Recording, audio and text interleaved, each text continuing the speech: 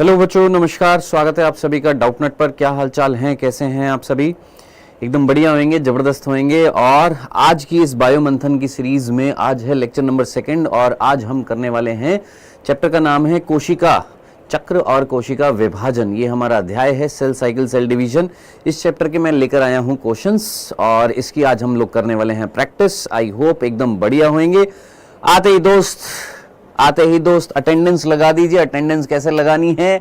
ये लाइक वाला बटन जो है आपके फोन में, उस पर दबाना है और अपनी अटेंडेंस लगानी है। क्या आप लोगों ने अपनी अटेंडेंस लगा दी है? जल्दी से अटेंडेंस लगाइए और आगे बढ़ते हैं बेटा आज के क्वेश्चंस पर। और रेडी हैं आप सभी? टाइम वेस्ट नहीं करेंगे, बिल्कुल भी टाइम नहीं है। टाइम आपके पास भी नहीं है, बिल्कुल नहीं होना चाहिए। बस क्वेश्चंस करिए और क्वेश्चंस की प्रैक्टिस करिए। बस चलिए, रेडी हैं आप सभी? एक बार बस कमेंट्स में एक बार बस ये बता दीजिए कि हाँ सर पूरा जोश है, जोश के साथ पढ़कर आए हैं, एनसीईआरटी पढ़कर आए हैं। एनसीईआरटी पढ़कर आएंगे तो डेफिनेटली यहाँ के आज के क्वेश्चंस भी आप लोग सही करेंगे। जैसे आप में से कई बच्चों ने कल के क्वेश्चंस बहुत सही किए थे और चैट सेक्शन में, कमेंट सेक्शन में आपने हैशटैग बताया भी था 92 में से इतने सही हुए। सेम टू सेम आज भी इसी तरीके से टेलीग्राम पर आज के क्वेश्चंस की पीडीएफ भी दूंगा, उसमें होमवर्क करने के लिए भी दूंगा मैं आपको। ठीक है, चलिए तो फिर रेडी हैं आप सभी? आइए, पहला क्वेश्चन आता हुआ बेटा आप सभी के सामने। फर्स्ट करिए, तोल भी आएंगे।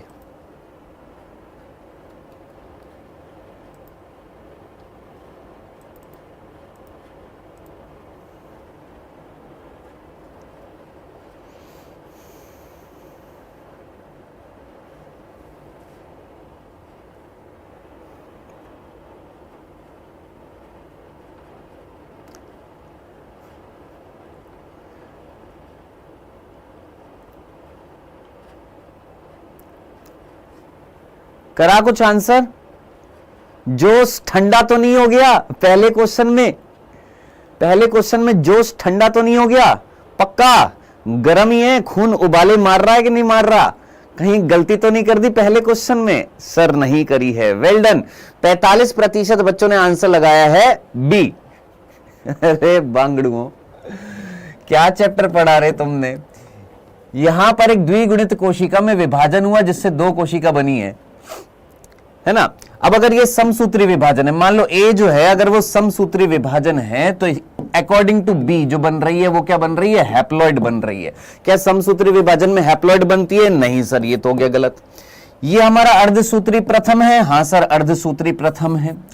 और अर्धसूत्री अगर प्रथम होएगा यानी मियोसिस 1 होएगा तो डिप्लॉइड सेल से जो 2 कोशिका बनेगी, क्या वो डिप्लॉइड बनेगी? बांगड़ुओं है, डिप्लॉइड बनेगी कि हैप्लॉइड बनेगी? सर हैप्लॉइड बनेगी, तो ये गलत हो गया। ये अर्धसूत्री सेकंड जो होता है, अर्धसूत्री सेकंड कभी भी डिप्लॉइड में नहीं होता, हैप्लॉइड में होता है, ये गलत हो गया। तो भैया सीधा सीधा आंसर आ जाएगा, ये अर्धसूत्री प्रथम है।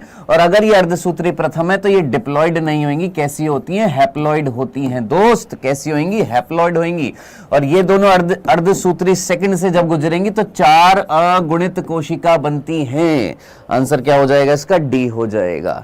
वाह रे बांगड़ुओं, पहले क्वेश्चन में ही 50% बच्चों ने गलती कर दी है। हा, मजा आ गया। चलिए जी, नेक्स्ट दूसरा।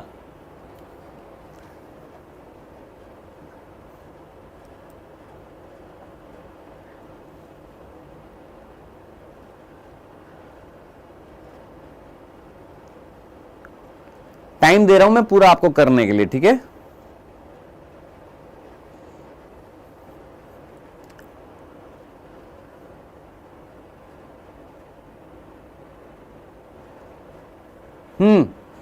नीचे 2 कथन दिए गए हैं, दोनों कथनों को पढ़ना है और आंसर लगाना है बेटा।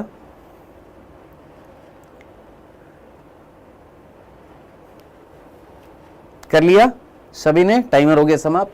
कोशिका चक्र की G0 अवस्था में कोशिका उपापचय रूप से निष्क्रिय होती है, बिल्कुल गलत है। अगर आप चैप्टर पढ़ा है तो आपको पता होगा निष्क्रिय नहीं होती है, उपापचय रूप से सक्रिय होती है G0 अवस्था में, शांत अवस्था में। तो ये हो गया गलत।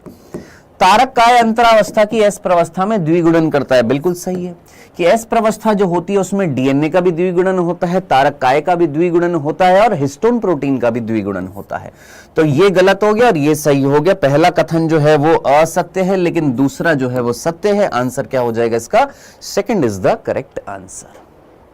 ठीक है काजल सिंह, समझ में आया? चलो जी नेक्स्ट लगाइए बेटा इस क्वेश्चन का आंसर।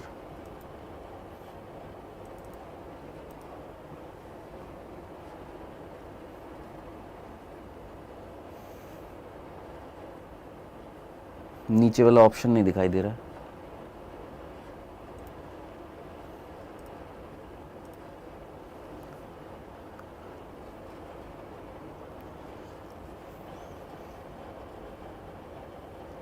अभी दिख रहा है, फोर्थ ऑप्शन दिख रहा है ना? ठीक है। वैसे फोर्थ की जरूरत नहीं है। आप में से सभी बच्चों ने बिल्कुल सही आंसर लगाया है। 60% बच्चों ने बिल्कुल करेक्ट आंसर लगाया है। सर ये जो ए जो है, अगर इसको ध्यान से देखेंगे, सारे के सारे गुणसूत्र जो हैं एक रेखा में लग गए हैं।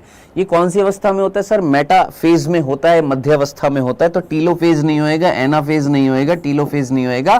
करेक्ट आंसर एक बार में आप सभी ने निकाल दिया होगा। करेक्ट आंसर क्या हो जाएगा इसका? मेटा फेज हो जाएगा, सीधा सीधा, है ना? हाँ सर, सीधा सीधा आ जाएगा। चलो जी आगे बढ़ते हैं। नेक्स्ट फोर्थ क्वेश्चन, और इतनी श्योरिटी दे रहा हूं, आज के अगर आपने ये क्वेश्चंस मैक्सिमम सही कर दिए, मेरी तरफ से आपको प्रमाण पत्र मिल जाएगा कि आपकी इस चैप्टर की तैयारी बहुत जबरदस्त है।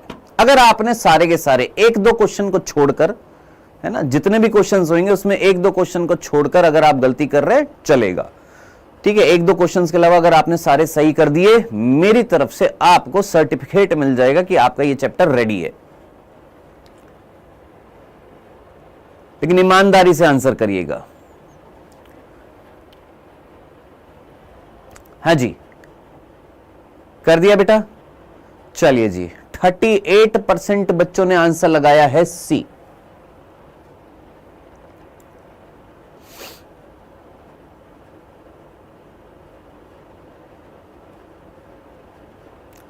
कर लिया? चल, कौन सी प्रावस्था में द्विगुणित तारक केंद्रकों की गति कोशिका के विपरीत ध्रुवों की ओर होती है? ये कोशिका है, इसमें ये तारक केंद्र हैं, एक दूसरे के परपेंडिकुलर है, और ये बोला गया है कि कौन सी अवस्था में ये तारक केंद्र जो है वो ध्रुवों की ओर गति करते हैं। ये इधर जाएगा, ये इधर जाएगा। तो हम अच्छे तरीके से जानते हैं कौन सी अवस्था में होता है? प्रोफेज में होता है। किस में होता है? पूर्व अवस्था में होता है, प्रोफेज में होता है। सी ऑप्शन जिन्होंने लगाया, वेरी गुड बेटा। महेंद्र खारिया, पढ़ाई करिया। नेक्स्ट, यहां पर एस प्रवस्था और पश्चावस्था कहां से आ जाएगा? बांगड़ू। नेक्स्ट,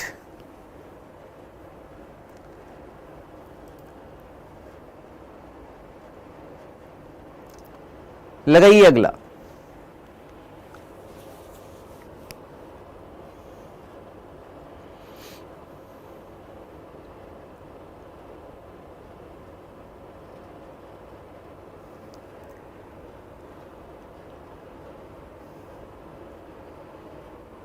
टाइमर समाप्त होने वाला है।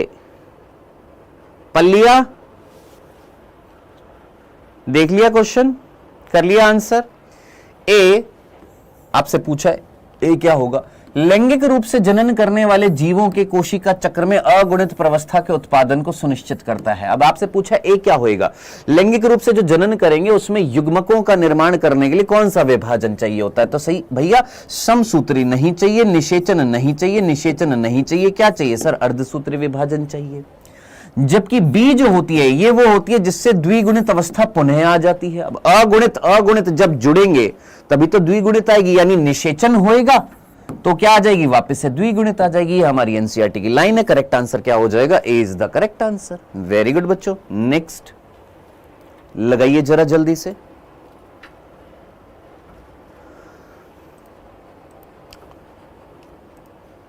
कोशिका चक्र के दौरान प्रोटीन का संश्लेषण किस अवस्था में होता है?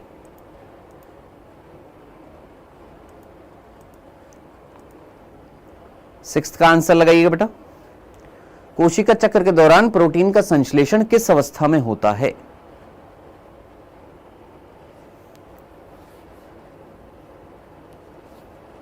और जो गलती कर रहे हैं, ईमानदारी से अपनी कॉपी में गलती लिखिएगा कि हां मेरा ये गलत है और मेरे को ये याद रखना है, ठीक है?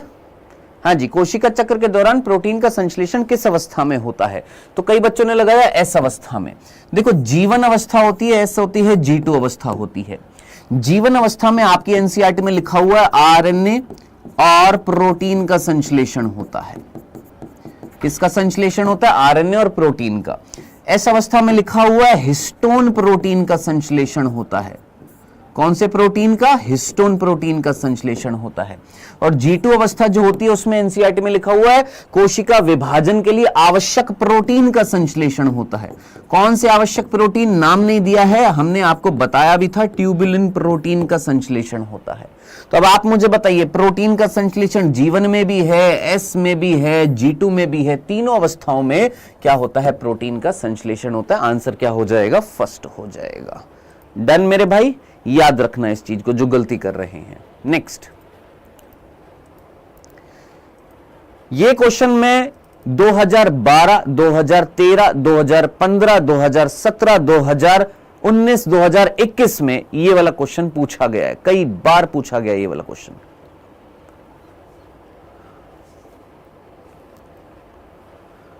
अर्धसूत्री विभाजन की पूर्वावस्था प्रथम की किस प्रवस्था में पुनर्योजन ग्रंथिकाएं दिखाई देती हैं?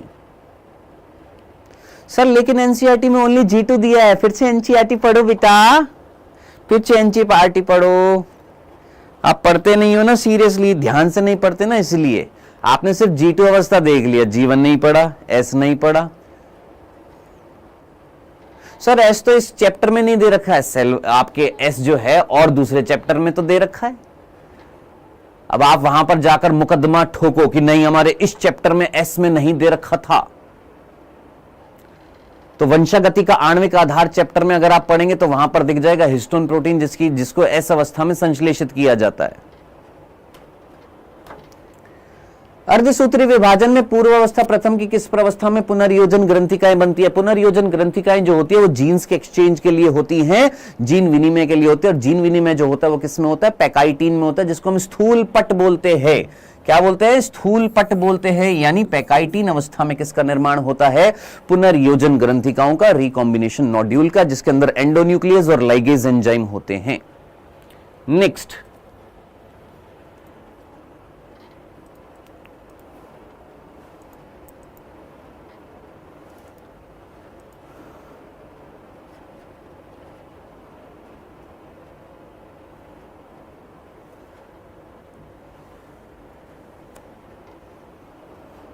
सोच समझकर करिएगा।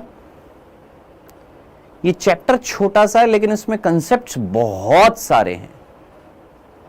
छोटा पैकेट और वास्तव में बड़ा धमाका कहा जाता है इस चैप्टर को। निम्नलिखित में से अर्धसूत्री विभाजन की कौन सी प्रवस्था में गुणसूत्र बिंदु का विभाजन होता है? ये अगर गुणसूत्र है तो ये इसका पोर्शन जो है ये गुणसूत्र बिंदु है। आपसे पूछा गया कौन सी प्रवस्था होती है जिसमें ये कंडीशन आ जाती है कि गुणसूत्र बिंदु जो है वो विभाजित हो जाता है। आप अच्छे तरीके से जानते हैं ये कंडीशन जो होती है ये समसूत्री विभाजन में होती है। किस में होती है? समसूत्री। हालांकि अर्धसूत्री में भी होती है लेकिन अर्धसूत्री में सेकंड में होती है। किस में होती है भैया? ये होती है एनाफेज में। कौन सी अवस्था में होती है? एनाफेज में होती है या एनाफेज सेकंड में होती है। किस में होती है? या तो एनाफेज में होती है, जो एनाफेज किसकी अवस्था होगी? समसूत्री विभाजन। और एनाफेज सेकंड जो होगी वो किसकी होगी सर? वो होगी अर्धसूत्री सेकंड की अवस्था होगी। इन दोनों में क्या होता है? गुणसूत्र बिंदु जो होता है वो टूटता है। अब देख लीजिए भैया यहां पर कहां पर आपको आंसर दिखाई दे रहा है? एनाफेज को हम क्या बोलते हैं भैया? पश्चावस्था बोलते हैं। अब देखिए क्या यहां पर सिर्फ पश्चावस्था लिखा हुआ है? नहीं लिखा हुआ, लेकिन पश्चावस्था सेकंड लिखा हुआ है। हां सर लिखा हुआ, तो आंसर क्या हो जाएगा? पश्चावस्था सेकंड, एनाफेज सेकंड। डन, यही आंसर किया था बेटा आप सभी ने। वेरी गुड, बहुत बढ़िया। नेक्स्ट लगाइए जरा, कॉलम 1 को कॉलम 2 से मिलाना है। सर टेलीग्राम खुल नहीं रहा। नहीं बेटा, टेलीग्राम क्यों नहीं खुलेगा? बिल्कुल खुला पड़ा है टेलीग्राम। हाँ जी, कॉलम 1 को कॉलम 2 से मिलाइए जरा।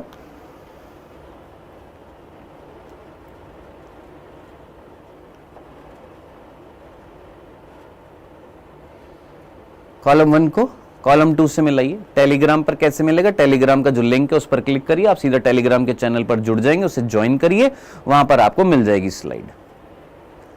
कॉलम 1 को कॉलम 2 से मिलाइए, जल्दी से मिलाइए, फटाफट मिलाइए। चलिए मिला लिया। आइए देखते बेटा, एम अवस्था जो होती है जिसको हम माइटोटिक अवस्था बोलते हैं वो कैसा होता है? सर समविभाजन होता है। अक्रिय अवस्था जो होती है वो कौन सी होती है? शांत अवस्था होती है जिसको हम G0 अवस्था बोलते हैं। प्रोटीन का संश्लेषण जो होता है वो G2 अवस्था में होता है। हाँ जी होता है। सर जीवन में भी तो होता है, बिल्कुल होता है, लेकिन जीवन के लिए ये वाला ज्यादा कथन बेटर है क्या कि समसूत्री विभाजन और डीएनए के प्रतिकृति के आरंभ होने के बीच की अवस्था होती है समसूत्री विभाजन यानी एम अवस्था। डीएनए का प्रतिकृति किस में होती है? एस में। एम और एस के बीच में क्या आती है? जीवन। तो एम के बाद क्या आती है? जीवन, फिर एस, फिर G2 और फिर क्या आती है? वापस एम। तो ये ज्यादा बेटर है। तो आंसर क्या हो जाएगा? ए का हो जाएगा 4, बी का हो जाएगा 1। ए का हो जाएगा 4, बी का हो जाएगा 1। आंसर आ गया आपका, क्या आ जाएगा भैया? First is the correct answer. यही लगाया आप सभी ने, बहुत बढ़िया मेरे भाई, वेरी गुड। सर मैंने केवल सी देखा, मेरा आंसर आ गया, वेल डन। नेक्स्ट, सही कथनों का चयन करना है, सही कथनों का चयन करिए। थोड़ा सा और फास्ट करेंगे, ठीक है? सही कथनों का चयन करना है, सही कथनों का चयन कीजिए। सर पीडीएफ कहां मिलेगी? टेलीग्राम के चैनल पर बेटा। टेलीग्राम का जो चैनल है, डिस्क्रिप्शन में टेलीग्राम का चैनल है, वहां पर जाकर कनेक्ट कर सकते हैं आप।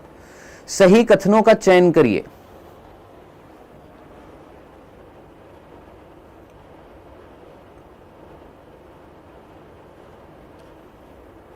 कर लिया? Sir only B and E is right. देख लेते बेटा क्या लगाया मैक्सिमम बच्चों ने? 50% बच्चों, 51% बच्चों ने आंसर लगाया फर्स्ट आंसर लगाया। एक बार चेक कर लेते हैं। चतुष्क का निर्माण तनुपट में दिखाई देता है। हाँ भैया, चतुष्क जो होती है क्या वो तनुपट में बनती है? तनुपट, हाँ जी तनुपट। लेप्टोटीन में बेटा गुणसूत्रों का संघनन होता है। एनसीईआरटी पढ़ो, गुणसूत्रों का संघनन होता है, एनसीईआरटी में साफ साफ लिखा हुआ है। चतुष्क का निर्माण जो होता है वो जाइगोटीन में होता है, युग्मपट में होता है। तो ए तो कतई नहीं होएगा। अब ए अगर कतई नहीं होएगा तो ये खत्म भैया, ये दोनों ऑप्शन हमारे खत्म।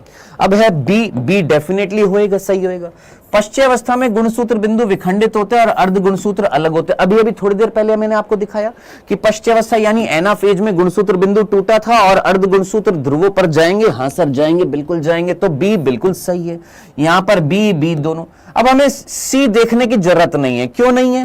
क्योंकि दोनों ऑप्शन ही है हमारे पास, दोनों में सी नहीं दे रखा। अब देखना है डी और ई। पहले डी को देख लेते हैं। केंद्रिका, गोलजीकाय, अंतःप्रेत द्रव्य जालिका स्थूल पट में पुनः बन जाते। स्थूल पट में नहीं बनते हैं मेरे भाई, किसमें बनते हैं? पारगति क्रम में बनते हैं। किसमें बनते हैं? पारगति क्रम में बनते हैं, डायाकाइनेसिस में बनते हैं। तो भैया ये भी गलत हो गया, और अगर ये गलत हो गया तो ये हमारा ऑप्शन ये भी गलत हो गया। केवल और केवल आंसर आ जाएगा बी और ई, यानी आंसर क्या हो जाएगा? सेकंड हो जाएगा। ई एक बार देख लो। जीन विनिमय समजात गुणसूत्रों की असंतति अर्ध गुणसूत्र के बीच में होता है। यस जी। क्रॉसिंग ओवर जो होता है वो समजात गुणसूत्रों की जो नॉन सिस्टर क्रोमेटिड जो होती है असंतति अर्ध गुणसूत्र उनके बीच में होता है। ठीक है, नेक्स्ट लगाइए 11वां।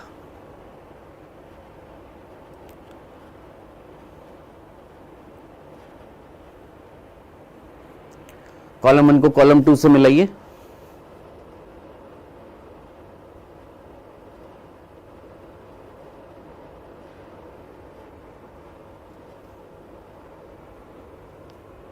अभी दिख रहा है ऑप्शन?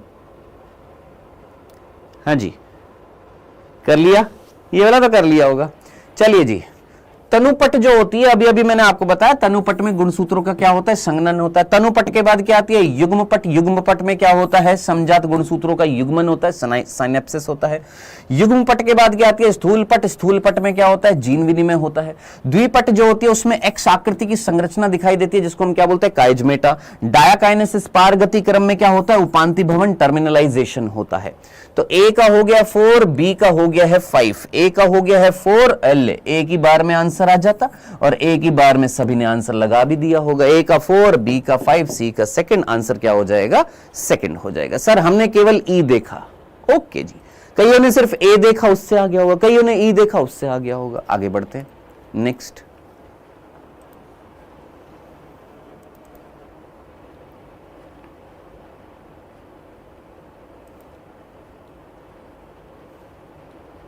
लगाइए दोस्त आंसर, और जरा लाइक भी कर दिया करो यार, जरा ये लाइक की संख्या बढ़ा दिया करो, अच्छा लगता है। टीचर को तो अच्छा लगता ही है ना कि बच्चा प्यार करता है। कोशिका चक्र की प्रवस्थाओं का सही अनुक्रम क्या है?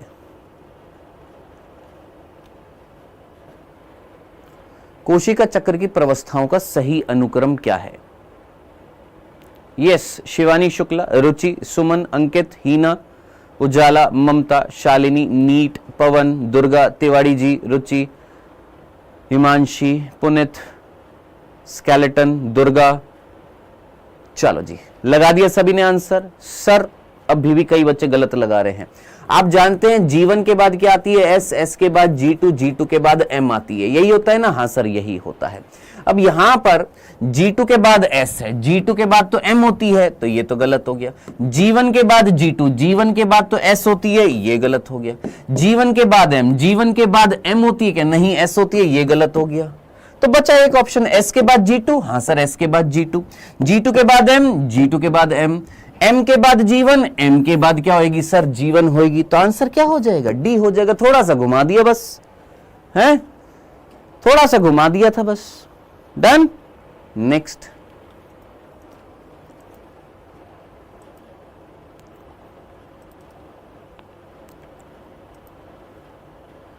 मैं बोल रहा हूं ये चैप्टर के अगर आपने सही कर दिए ना आंसर, बिंदास हो जाओ कि ये चैप्टर आपका तैयार हो गया, अगर सही कर दिए ईमानदारी से तो। और ये वाला कर दिया तो मान जाऊंगा मैं।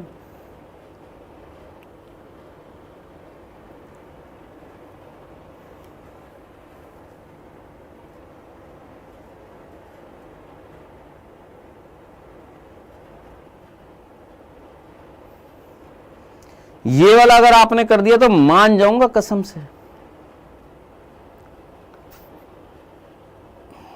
चलो मैं 30 सेकंड और दे रहा हूं आपको इस क्वेश्चन को करने के लिए, 30 सेकंड और। Well done. सूरज नहीं, रागिनी दीक्षित, अननोन बॉय राज, सूरज, आकाश। चलो अब तो आ गया होगा, अब तो आंसर कर दिए होंगे। हाँ जी कर दिया है। चलो, यदि समसूत्रीय रूप से विभाजित होने वाली द्विगुणित कोशिका की जीवन प्रवस्था में डीएनए की आरंभिक मात्रा 5 पिकोग्राम है, यानी जीवन में कितनी बता रहा है सर? 5 पिकोग्राम बता रहा है, जिसमें इस कोशिका में 8 गुणसूत्र है। कितने गुणसूत्र है सर? 8 गुणसूत्र है।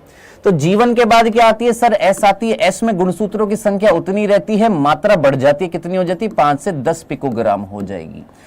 G2 में भी सेम टू सेम होती है, 10 की 10 पिकोग्राम रहेगी, गुणसूत्रों की संख्या 8 हो जाएगी।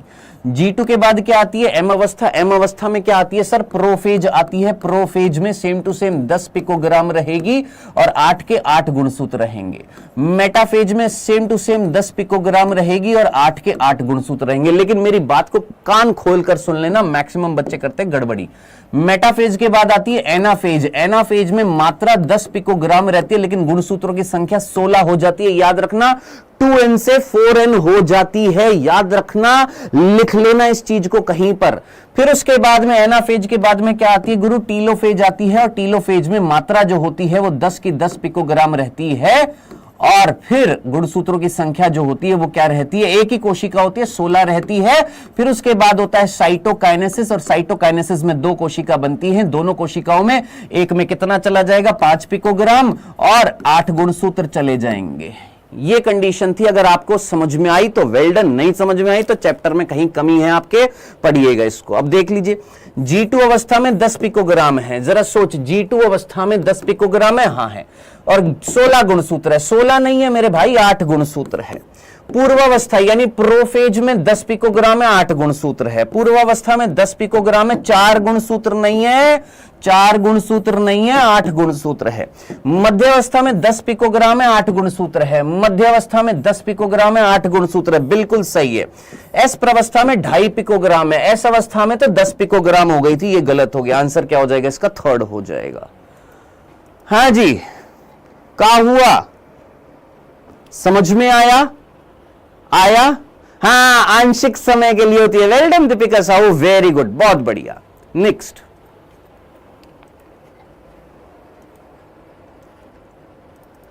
सिनेप्टोनीमल सम्मिश्र का विघटन किस प्रवस्था में होता है? सिनेप्टोनीमल सम्मिश्र जो होता है उसका विघटन जो होता है वो किस अवस्था में होता है?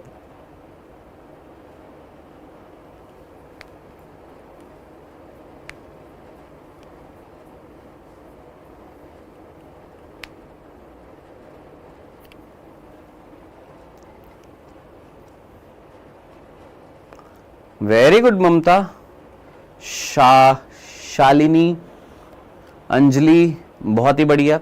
सिनेप्टोनीमल सम्मिश्र जो होता है उसका विघटन जो होता है वो किस अवस्था में होता है? सर डिप्लोटीन में होता है। किसमें होता है? डिप्लोटीन। और डिप्लोटीन को हम क्या बोलते हैं? द्विपट कहते हैं। क्या नाम देते हैं? द्विपट कहते हैं। तो वो बच्चे जो पारगति क्रम लगा रहे थे, पारगति क्रम में उपांति भवन होता है। सिनेप्टोनीमल सम्मिश्र का विघटन प्रारंभ किसमें हो जाता है? सर डिप्लोटीन में हो जाता है, द्विपट में होता है, एनसीईआरटी में लिखा हुआ है। हाँ भैया, आंसर देने के बाद तुम आंसर पलट रहे हो, बहुत गलत बात है, बहुत नाइंसाफी है ये। नेक्स्ट,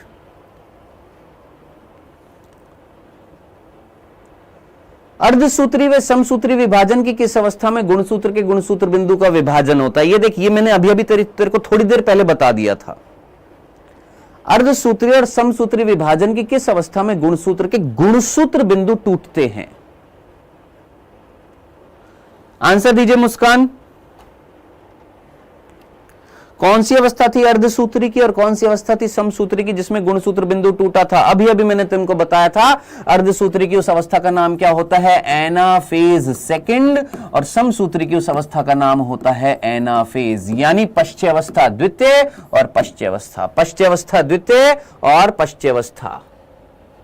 हाँ जी, मध्यावस्था नहीं होएगा, मध्यावस्था, अंत्यावस्था नहीं, पश्चावस्था नहीं होएगा, पश्चावस्था, पूर्वावस्था नहीं होएगा। हाँ, इसमें ऑर्डर थोड़ा सा आगे पीछे कर लिया, लेकिन ऑप्शंस में कुछ है नहीं, तो यही ऑप्शन बचेगा, पश्चावस्था और पश्चावस्था सेकंड होएगा। आंसर क्या हो जाएगा इसका? फोर्थ हो जाएगा। आप समझ सकते हैं इस क्वेश्चन में एक छोटी सी मिस्टेक है, और मिस्टेक क्या है अगर देखा जाए तो पहले आएगा क्या? समसूत्री और बाद में आएगा अर्धसूत्री, तभी ये ऑर्डर होएगा, लेकिन ऑप्शन में कहीं नहीं था। अब देखिए इसको कैसे और घुमा सकते थे? सर मान लो एक ऑप्शन में यहां पर क्या कर देता, एक ऑप्शन में यहां लिख देता एनाफेज सेकंड, और मतलब पश्चावस्था सेकंड, और फिर लिख देता पश्चावस्था, तो उस कंडीशन में आंसर ये लगाते कि ये लगाते? सर ये वाला। क्यों? क्योंकि क्वेश्चन के अकॉर्डिंग ऑर्डर क्या पूछा था? पहले अर्धसूत्री पूछा है, बाद में समसूत्री पूछा, लेकिन 4 ऑप्शन में 3 ऑप्शन तो वैसे ही गलत हो गए थे, तो इसीलिए ये ऑप्शन सही था। समझ में आया? नेक्स्ट,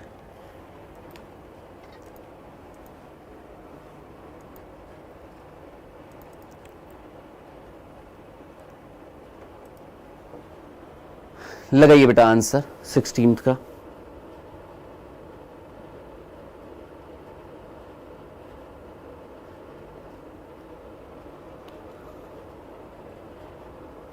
लगाओ आंसर मनीषा पाटीदार, बेटू जी, अनुराग मोहन,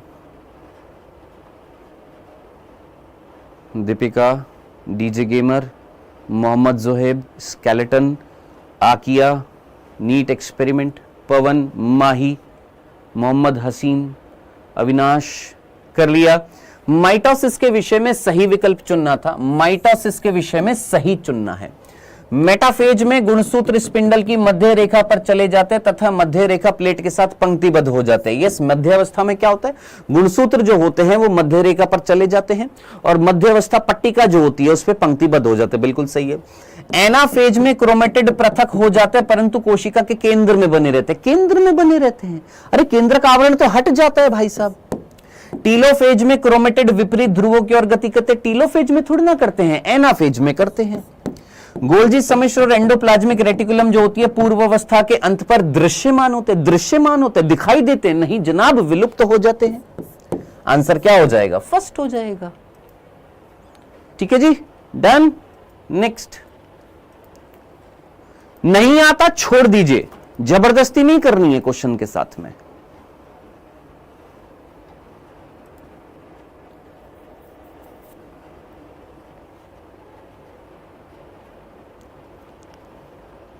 सर पोल नहीं आ रहा है बेटा, पोल आ रहा है, दिख रहा है पोल।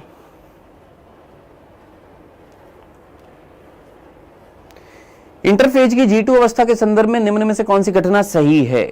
इनमें से कौन सी घटना सही है G2 अवस्था के संदर्भ में?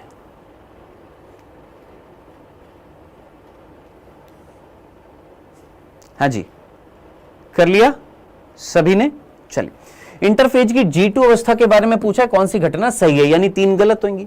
केंद्रक में डीएनए का प्रतिकृतिकरण, अरे डीएनए का प्रतिकृतिकरण तो G2 में होता ही नहीं है, एस अवस्था में होता है, तो ये तो वैसे ही सरासर क्या हो जाएगा? गलत हो जाएगा। तारक केंद्र का ये तो एस अवस्था में होता है।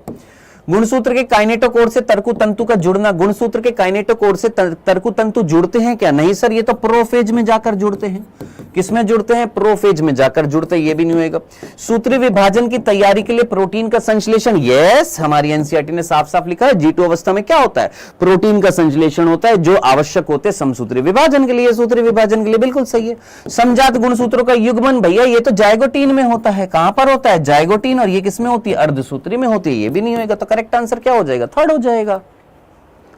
डन। चलिए जी, सर ये मेटाफेज में होता है कि प्रोफेज में होता है? बेटा प्रोफेज में होता है ये वाला, ठीक है, और फिर मेटाफेज में जाकर उनको अलाइन कर दिया जाता है। नेक्स्ट,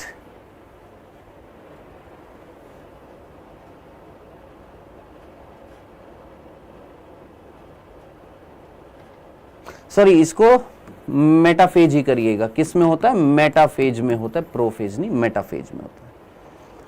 हाँ जी,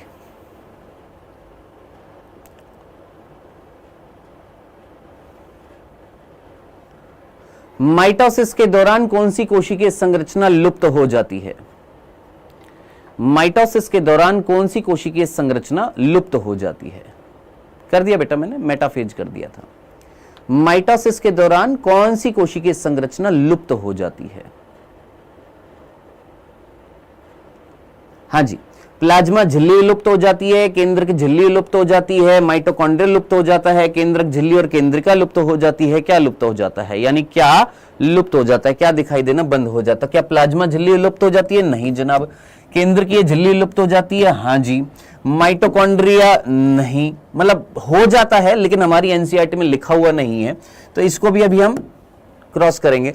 लेकिन ज्यादा बेटर आंसर क्या होएगा? सर ये भी सही है, ये भी तो सही है, ये ज्यादा सही है क्योंकि हमारी एनसीईआरटी ने ये भी लिखा है और ये भी लिखा है। तो आंसर क्या हो जाएगा इसका? D is the correct answer. Next,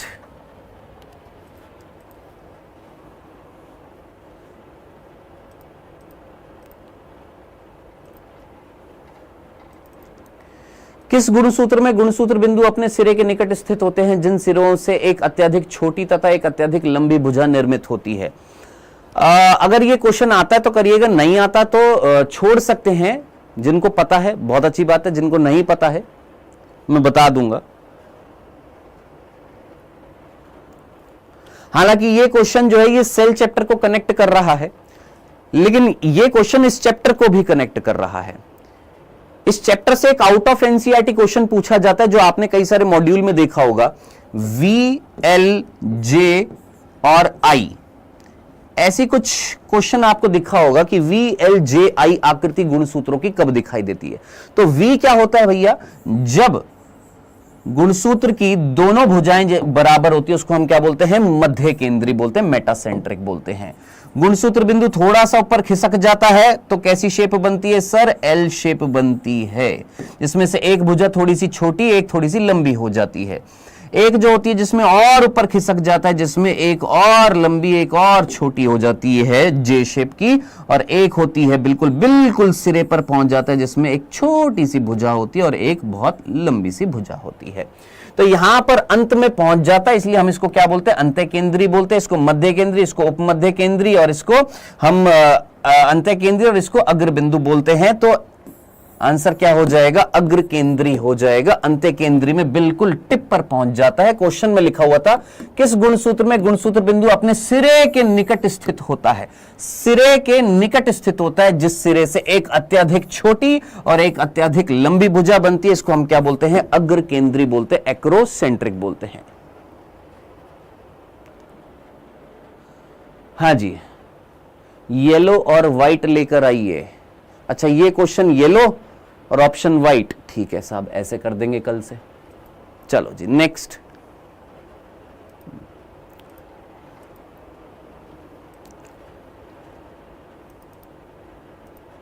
anaphase 1 में प्रत्येक क्रोमोसोम बना होता है। वैसे व्हाइट जो है उस पर अच्छे से दिखाई दे रहा है, तो ज्यादा बेटर यही रहेगा बेटा, है ना। अब तुम नीट के पेपर में जाकर वहां पर इन्वेजिलेटर से बोलो हमको ये पेपर अच्छा नहीं लग रहा, ये सारा का सारा पेपर में काले अक्षरों से लिखा हुआ है, रंगीन अक्षरों से नहीं लिखा हुआ है, हम नहीं दे रहे पेपर। एनाफेज 1 में प्रत्येक क्रोमोसोम बना होता है। किसका बना होता है? एनाफेज 1 कह रहा है, एनाफेज 1।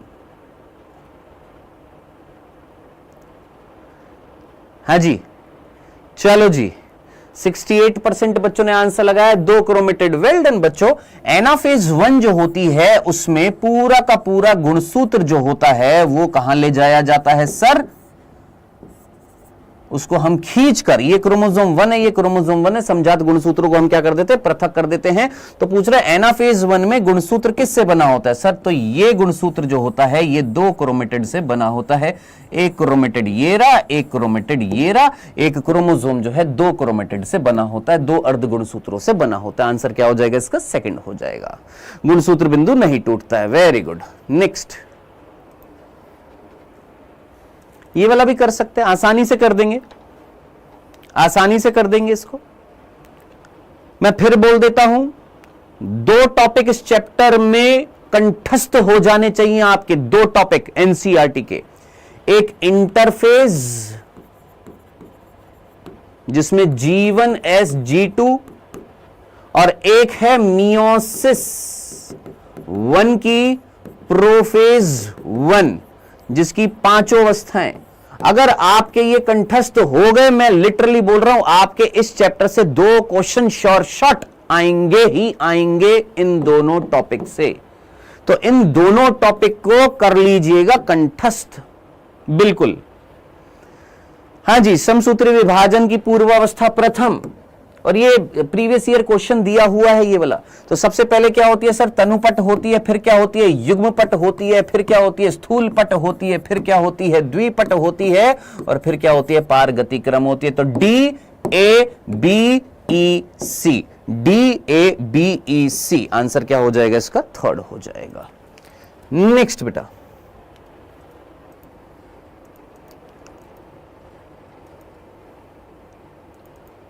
सर ये क्वेश्चन गलत है।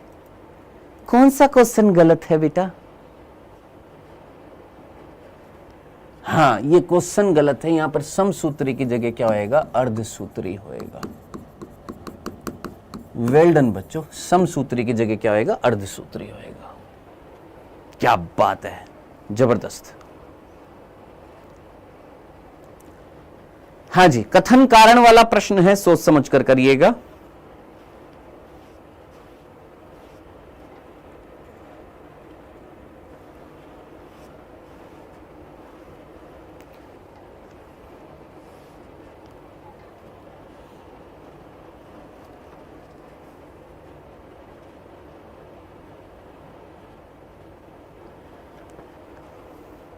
कर लिया? रागिनी दीक्षित, फिर गलती कर रहे हो तुम? कर लिया सभी ने? आइए देख लेते कथन कारण वाला। इंटरकाइनेसिस, इंटरकाइनेसिस क्या होती है? एक होती है इंटरफेज और एक होती है इंटरकाइनेसिस। मियोसिस 1 और मियोसिस 2 के बीच में जो अवस्था आती है उसको हम क्या बोलते हैं? इंटरकाइनेसिस बोलते हैं, जिसमें G1 होती है और G2 होती है। ऐसी अवस्था यहां नहीं होती है। के दौरान डीएनए की प्रतिकृति नहीं होती है। कि ऐसी अवस्था नहीं होती है तो डीएनए की प्रतिकृति नहीं होती है। बिल्कुल सही है। अब कारण जो दे रखा है उसके ऊपर हाथ लगा लो, ये देखो मत और खुद से पूछो ऐसे क्वेश्चन करने के लिए कि क्यों नहीं होती है डीएनए की प्रतिकृति। क्योंकि मियोसिस 1 के बाद में जो कोशिकाएं बनती हैं उनके अंदर पूर्ण गुणसूत्र होता है, अर्ध गुणसूत्र नहीं होता है, पूर्ण होता है, पूरा का पूरा गुणसूत्र होता है, 2 क्रोमेटिड से बना होता है, इसलिए डीएनए का रेप्लिकेशन नहीं होता। अब अगर ये लिखा होगा तो कारण सही स्पष्टीकरण कर रहा होगा। देखो क्या कारण में लिखा हुआ, कारण में लिखा हुआ मियोसिस सेकंड के दौरान गुणसूत्रों का विभाजन होता है। हाँ, मियोसिस सेकंड के दौरान गुणसूत्रों का विभाजन होता है, लेकिन क्या ये इसका स्पष्टीकरण कर रहा है? नहीं सर, इसका इससे कोई लेना देना नहीं है। जब लेना देना नहीं है तो कथन सही है, कारण सही है, लेकिन कारण इसका सही स्पष्टीकरण नहीं कर रहा है, तो आंसर क्या हो जाएगा इसका? बी हो जाएगा। नेक्स्ट बेटा,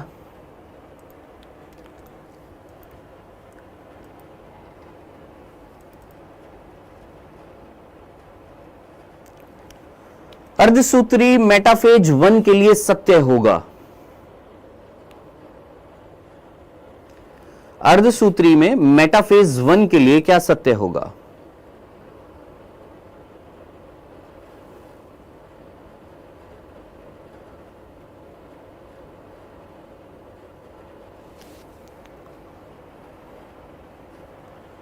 हाँ जी, मेटाफेज 1 में क्या होता है? बाइवेलेंट मध्य रेखा पर व्यवस्थित होते हैं, यूनिवेलेंट मध्य रेखा पर व्यवस्थित होते हैं, असमजात गुणसूत्र जोड़े बनाते हैं, गुणसूत्र के क्रोमोमियर से तर्कु तंतु जुड़ते हैं। क्या आंसर लगाया मेरे भाई? हाँ जी, क्या आंसर लगाया? तो सीधी सी बात है बेटा, मेटाफेज 1 में क्या होता है कि बाइवेलेंट जो होते हैं, अब बाइवेलेंट कौन होते हैं आप जानते हैं, दोनों समजात गुणसूत्र जो होते हैं वो क्या होते हैं? मध्य रेखा पर व्यवस्थित हो जाते हैं, यानी बाइवेलेंट जो होते हैं मध्य रेखा पर व्यवस्थित होते हैं, यूनिवेलेंट नहीं होते हैं। असमजात गुणसूत्र जोड़े नहीं बनाते, समजात गुणसूत्र जोड़े बनाते हैं। गुणसूत्र के क्रोमोमियर से तर्कु तंतु नहीं जुड़ते हैं, सेंट्रोमियर से जुड़ते हैं। क्रोमोमियर से नहीं जुड़ते हैं, सेंट्रोमियर में भी काइनेटोकोर से जुड़ते हैं। तो आंसर क्या हो जाएगा इसका? फर्स्ट हो जाएगा। वेरी गुड, 60% बच्चों ने सही आंसर लगाया, जबरदस्त। नेक्स्ट,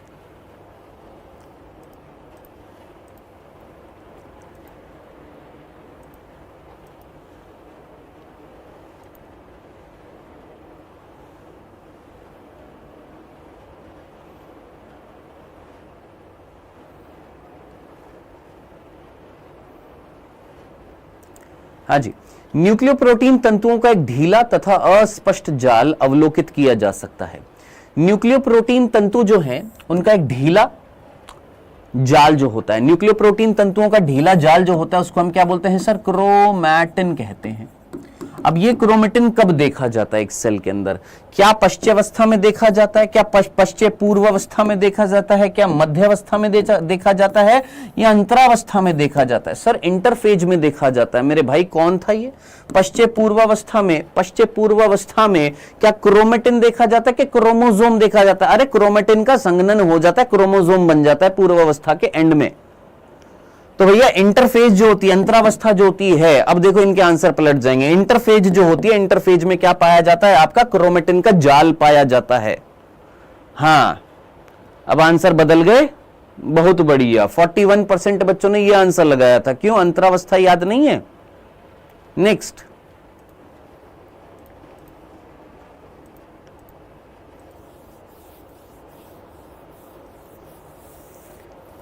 हाँ जी, जल्दी से करेंगे बेटा। एक कायिक कोशिका जो कोशिका चक्र के पश्चावस्था के अंत में है, अपनी ही जाति की युग्मकों की तुलना में क्या होगी? बहुत जबरदस्त क्वेश्चन है। अगर आपने ये कर दिया, मैं मान लूंगा आपकी तैयारी है इस चैप्टर की।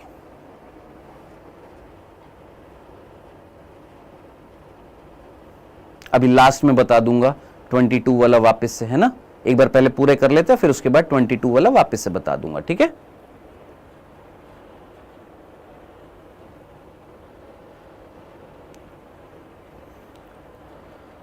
हाँ जी, कर लिया? चलें? पक्का? डन? चलिए जी। एक कायिक कोशिका की बात करिए। कायिक कोशिका जो द्विगुणित कोशिका होती है, जो कोशिका चक्र की पश्चावस्था के अंत में है। कोशिका चक्र की पश्चावस्था। अब याद करिए, पश्चावस्था में मैंने आपको बताया था कि कुछ समय के लिए कौन सी कंडीशन आ जाती है? 4n कंडीशन आ जाती है। और अमाउंट जो होती है, डीएनए की मात्रा जो होती है वो कितनी होती है? 2c होती है, अगर आपने ये चैप्टर पढ़ा हुआ है तो।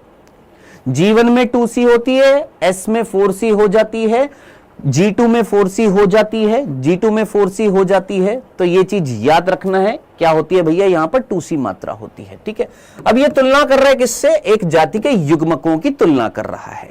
क्या कर रहा है, तुलना कर रहा है युग्मकों की। अब अगर युग्मक की मैं तुलना करता हूं, यानी युग्मक कैसा होता है, अगुणित होता है, यानी हैप्लॉइड होता है, और यहां पर 1C मात्रा मिलती है। अगर आपने डायरेक्टली, अगर आपको याद है तो ये याद रखना, कितनी होती है, 1C होती है। अब जरा तुलना करिए यहां पर, तुलना करिए यहां पर, क्या हो जाएगी, गुणसूत्रों की संख्या समान होती है, नहीं जनाब, गुणसूत्रों की संख्या दुगनी होती है, डीएनए की मात्रा दुगनी होती है। गुणसूत्रों की संख्या 4 गुनी होती है, और डीएनए की मात्रा, एक सेकेंड, डीएनए की मात्रा भी मेरे यहां पर 4C करनी है। गुणसूत्रों की संख्या दुगनी होती है और डीएनए की मात्रा 4 गुनी होती है। एक सेकेंड, पश्चावस्था में और युग्मकों में 1C है, यहां पर हैप्लॉइड है, 4 गुना है। गुणसूत्रों की संख्या जो है वो 4 गुना होती है, 4 गुना होती है। गुणसूत्रों की संख्या दुगनी, समान, दुगनी, 4 गुनी, और डीएनए की मात्रा 4 गुनी होती है। डीएनए की मात्रा 4 गुनी नहीं होती है, डीएनए की मात्रा जो होती है वो 2 गुनी होती है। आंसर क्या आएगा बेटा, इसका C हो जाएगा। अगर नहीं भी आ रहा था ये क्वेश्चन तो सीधा सीधा आप इस तरीके से लगाते, एनाफेज में गुणसूत्रों की मात्रा 4n कंडीशन में पहुंच जाती है, और युग्मकों में क्या होती है, हैप्लॉइड होती है, तो 4 गुना गुणसूत्रों की संख्या होती है। डीएनए की मात्रा जो होती है वो दुगनी होती है, क्यों, क्योंकि यहां पर 1C होती है, तो यहां पर क्या होती है, एक सेकेंड, सॉरी, 4C ही होएगी, 4C ही होएगी। अभी अभी मैंने ही बताया था और मैं ही भूल गया था, कितनी होती है, 4C ही होती है। क्यों सर 4C क्यों होगी, G1 में अगर 2C है तो S में क्या होएगी, 4C हो जाएगी। G2 में क्या होएगी सर, 4C हो जाएगी। प्रोफेज में क्या होएगी, 4C होएगी। मेटाफेज में क्या होएगी, 4C होएगी। एनाफेज में भी क्या होएगी, 4C होएगी। टीलोफेज में भी क्या होएगी, 4C होएगी। साइटोकाइनेसिस में जाकर जो 2 कोशिका बटेंगी उसमें 2C हो जाएगी। तो यस, 4C होएगी, 4n होएगी, यहां n होएगी, यहां पर 1C होएगी। 4 गुना गुणसूत्र की संख्या आएगी और 4 गुना ही डीएनए की मात्रा होएगी। यहां पर ये बिल्कुल सही था, ये बिल्कुल सही है, और ऑप्शन बिल्कुल सही है। आंसर क्या हो जाएगा इसका, C हो जाएगा। हाँ जी, कितने बच्चों को ये क्वेश्चन समझ में आया है, कितने बच्चों को ये क्वेश्चन समझ में आया है? कोई है जिसको ये क्वेश्चन समझ में आया है? कोई है जिसको ये क्वेश्चन समझ में आया है? जिनको नहीं आया है जरा ध्यान से सुनना। समसूत्री विभाजन में इसलिए खाली पेज लाया था आपको समझाने के लिए। अगर समसूत्री विभाजन की बात करते हैं, कोशिका अगर जीवन अवस्था में होती है तो हमारी एनसीईआरटी में लिखा हुआ है जीवन के बाद एस के बाद, एक बार बस सुन लो, और फिर G2, और फिर क्या होगी, M अवस्था। M अवस्था में क्या आएगी, पहले कैरियोकाइनेसिस आएगी, कैरियोकाइनेसिस के अंदर पहले क्या आएगी, प्रोफेज, फिर मेटाफेज, फिर एनाफेज, फिर टीलोफेज आएगी, ये सुन लेना। फिर उसके बाद क्या आती है सर, साइटोकाइनेसिस आता है। ठीक है जी, ये सुन लीजिएगा एक बार बस, फिर उसके बाद आप करिएगा क्वेश्चंस। अगर समसूत्री की बात करें, अगर जीवन अवस्था में 2C मात्रा है तो S में क्या हो जाती है, दुगनी हो जाती है। डिप्लॉइड नंबर है तो ये डिप्लॉइड ही रहता है। G2 में मात्रा 4C ही रहती है, ये डिप्लॉइड रहता है। कैरियोकाइनेसिस में 4C ही रहेगी और ये डिप्लॉइड ही रहेगा। मेटाफेज में 4C ही रहेगी, ये डिप्लॉइड ही रहेगा। एनाफेज में जब हम गुणसूत्र को तोड़ देंगे तो मात्रा तो 4C ही रहेगी, लेकिन ये 4n कंडीशन यहां पर देखी जाती है। टीलोफेज में भी 4C रहता है और 4n कंडीशन रहती है। साइटोकाइनेसिस में जाकर 2 कोशिका बनती है, जिसमें से 2C यहां जाता है, 2C यहां जाता है, 2n यहां जाता है, 2n यहां जाता है। ये कंडीशन होती है किसमें, समसूत्री विभाजन में।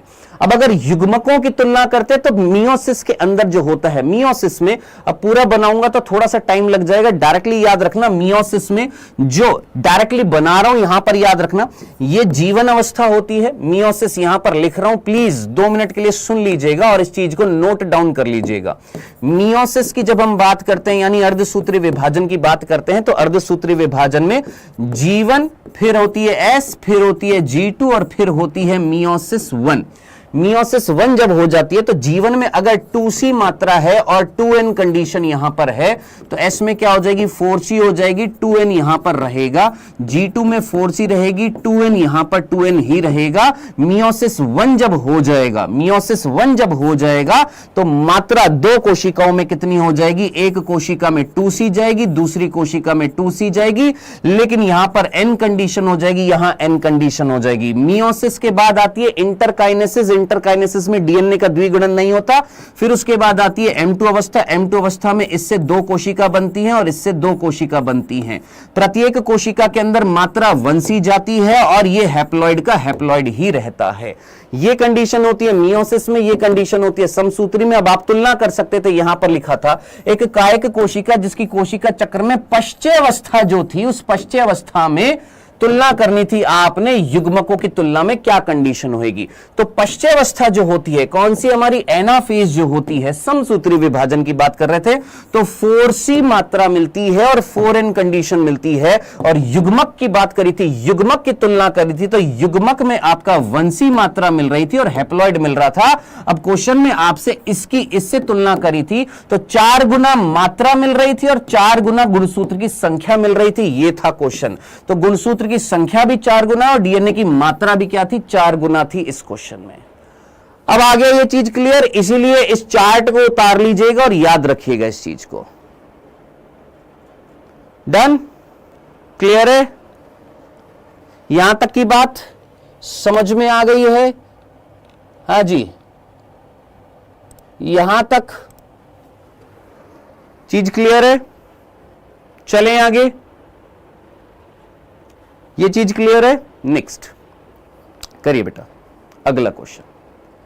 ये पट्टी क्यों नहीं हटाई थी यार?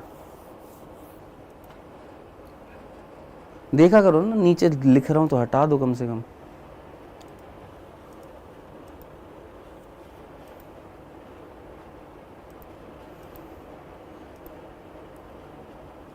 निम्न में से कौन सा कथन एस अवस्था के संदर्भ में सही नहीं है?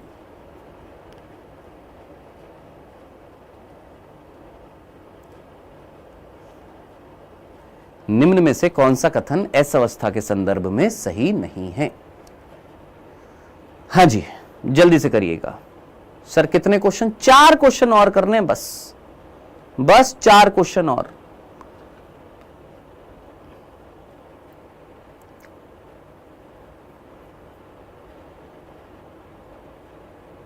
कर लिया?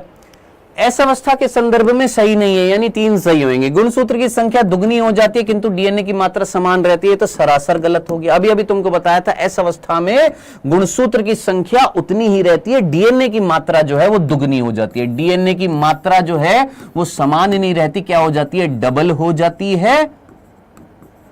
और गुणसूत्र की संख्या जो है वो दुगनी नहीं होती है, वो कैसी रहती है, समान रहती है। तो ये हो जाएगा गलत और ये गलत हो जाएगा, तो आंसर क्या हो जाएगा, फर्स्ट हो जाएगा, सीधा सीधा। बाकी तारक केंद्र का द्विगुणन होता है, हिस्टोन प्रोटीन का निर्माण होता है और डीएनए की प्रतिकृति होती है किसमें, एस अवस्था। एस अवस्था में 3 चीजें, हिस्टोन प्रोटीन का निर्माण हो रहा है, डीएनए की प्रतिकृति हो रही है और तारक केंद्र का द्विगुणन हो रहा है किसमें, जंतु कोशिका में, पादप कोशिका में नहीं होता है। नेक्स्ट सर 25 नहीं आया बेटा, चैप्टर नहीं पढ़ा है आपने, इसलिए नहीं आया आपको।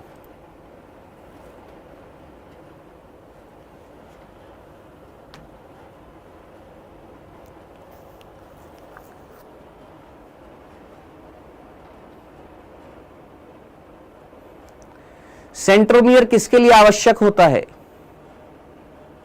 सेंट्रोमियर जो है वो किसके लिए आवश्यक होता है?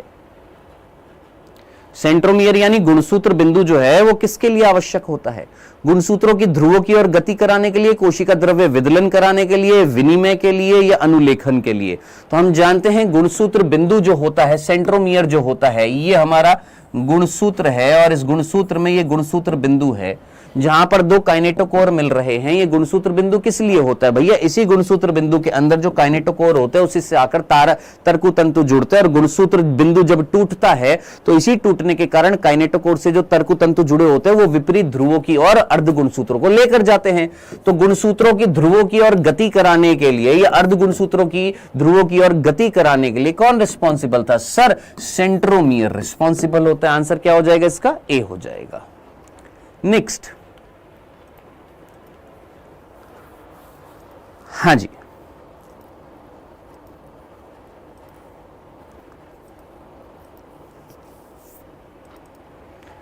अर्धसूत्री विभाजन की कौन सी अवस्था में गुणसूत्र की संख्या आधी हो जाती है? तो ये चीज याद रखना, हमारी एनसीईआरटी ने भी मेंशन कर रखा है। अर्धसूत्री विभाजन की कौन सी अवस्था में गुणसूत्र की संख्या आधी हो जाती है? इसी से सिमिलर एक और क्वेश्चन बनेगा कि समसूत्री विभाजन की कौन सी अवस्था में। एक और क्वेश्चन बन सकता है कि समसूत्री विभाजन की कौन सी अवस्था में, सेम टू सेम ऐसा ही क्वेश्चन एक और बन सकता है, कौन सी अवस्था में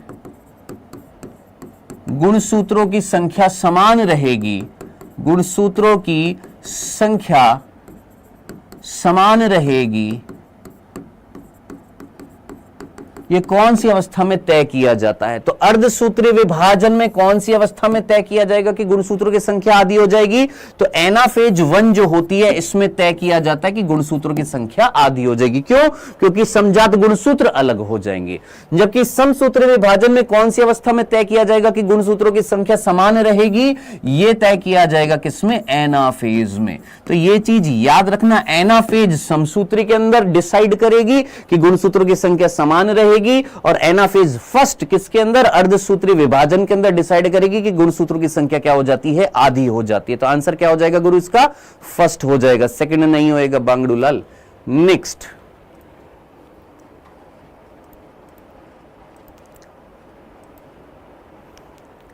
विभाजन की किस अवस्था में गुणसूत्रों का विभाजन होता है? क्वेश्चन में पूछा है कौन सी अवस्था में गुणसूत्रों का विभाजन होता है। हाँ जी, अभी अभी आपको बताया था इनमें से कौन सी अवस्था है जिसमें गुणसूत्र टूटेगा, गुणसूत्र का विभाजन होएगा।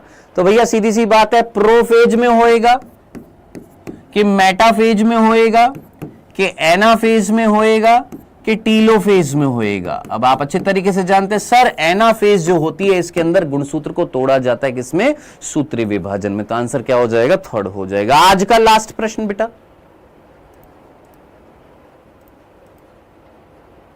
देखिए सेल वाला चैप्टर इजी है कंपैरेटिवली, इस चैप्टर के कंसेप्ट से इतने नहीं है, डायरेक्टली याद करने वाली चीजें है। यहां पर कंसेप्चुअल क्वेश्चन बहुत सारे बनते हैं, इसलिए थोड़ा सा टाइम लगता है इनके क्वेश्चंस को एक्सप्लेन करने के लिए। ठीक है, काइजमेटा किसके फलस्वरूप बनते हैं? काइजमेटा जो है वो किसके फलस्वरूप बनता है? काइजमेटा किसके फलस्वरूप बनता है? हाँ जी, काइजमेटा कैसे बना था? What is chiasmata? एक एक्स आकृति की संरचना थी, वो कैसे बनी थी? युग्मित समजात गुणसूत्रों के भागों के आदान प्रदान के फलस्वरूप, अयुग्मित असमजात गुणसूत्रों के भागों के आदान प्रदान के फलस्वरूप, युग्मित समजात गुणसूत्रों के भागों के द्विगुणन के फलस्वरूप, अयुग्मित असमजात। पहली बात तो ये काइजमेटा किसके बीच में बना था? समजात गुणसूत्र।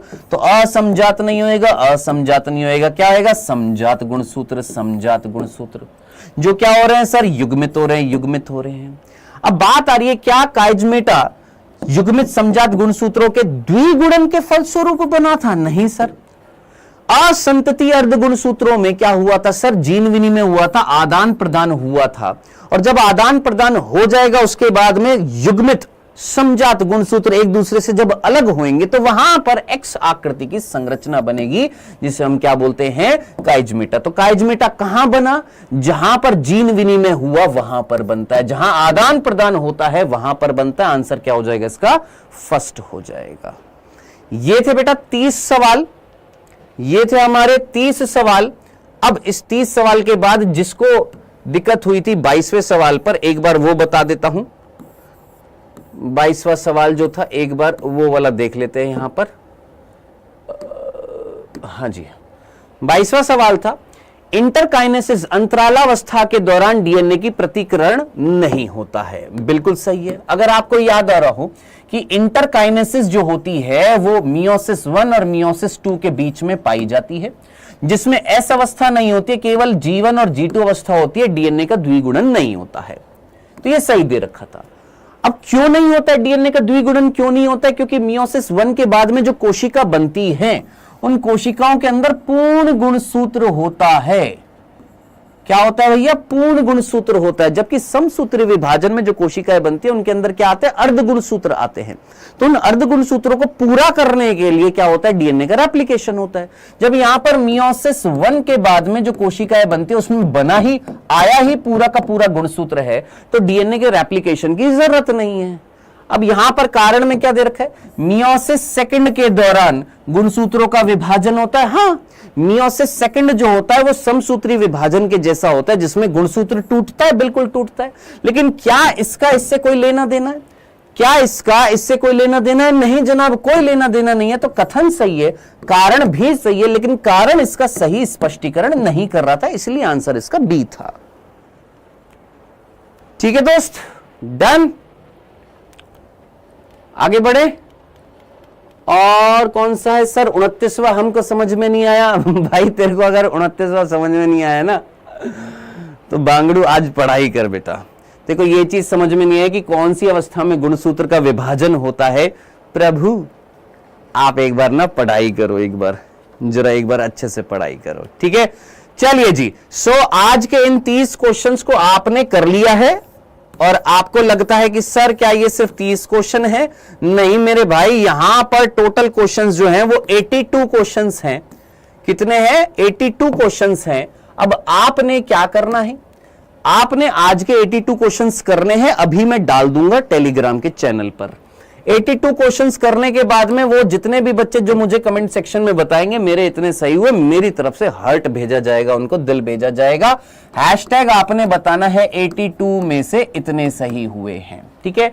ये सेशन को ये जरूर कर जाइएगा, नहीं कर जाएंगे माता रानी पाप देगी। हाँ जी, 82 में से इतने सही हुए, ये कब करेंगे? अभी टेलीग्राम के चैनल पर आज की पीडीएफ डालूंगा विदाउट आंसर, 1 घंटे बाद डालूंगा विद आंसर। 1 घंटे बाद डालने के बाद में इसी सेशन पर वापस आएंगे और कमेंट सेक्शन में जरूर बताएंगे। नहीं बताएंगे तो भैया कोई दिक्कत नहीं, आप अपने पास रख लीजिए इस इंफॉर्मेशन को। बताएंगे तो अच्छी बात होती है, 1 वे कम्युनिकेशन अच्छा नहीं होता, 2 वे कम्युनिकेशन होता है। अगर मैं आपको पढ़ा रहा हूं तो मैं ये इतना एक्सपेक्ट कर सकता हूं कि आप मुझे बताएं कि हां सर हमारे इतने सही हो रहे हैं। कल हम करेंगे, कल सेम टाइम पर कौन से चैप्टर के क्वेश्चन होंगे? पुष्पी पादपों में लैंगिक जनन के। पुष्पी पादपों में लैंगिक जनन जो है उस चैप्टर के मैं लेकर आऊंगा प्रश्न, और कल वाले चैप्टर के ज्यादा से ज्यादा क्वेश्चंस करेंगे, लगभग 50 एक क्वेश्चन कल अपन करेंगे इस चैप्टर के, क्योंकि इजी चैप्टर है और फटाफट क्वेश्चंस होंगे। ये थोड़ा सा टिपिकल चैप्टर होता है, क्वेश्चंस को एक्सप्लेन करने में टाइम लगता है दोस्त, ठीक है जी।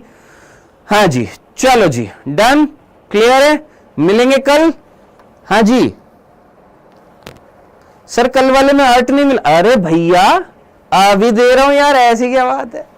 चलो, प्रॉमिस 32 के 32 दिन आना है और 32 के 32 चैप्टर के क्वेश्चंस करने हैं। आता है तो अच्छी बात है, नहीं आता है तो उसका एक्सप्लेनेशन सुनना है और समझना है, ठीक।